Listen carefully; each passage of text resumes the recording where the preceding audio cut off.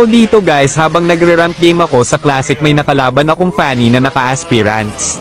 Tapos nakita ko siya dito kaya pinatay ko siya, kasi mukhang nagtatype pa yata.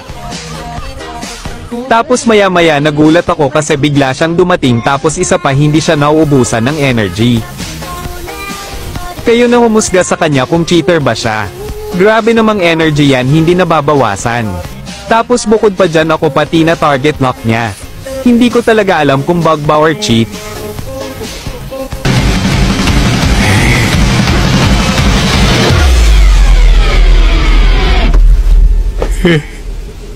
Kaya dito nagulat ako kasi nababawasan na siya ng energy, mukhang di na yata effective cheat niya.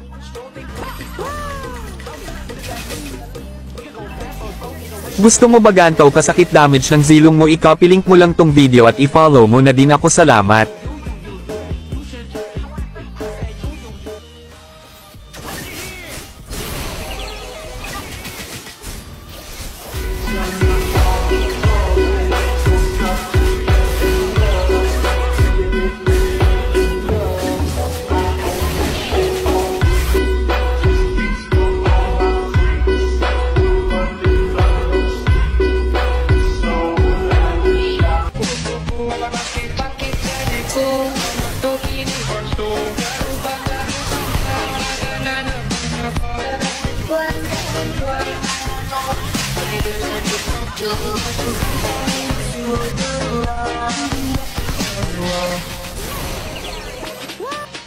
Vale,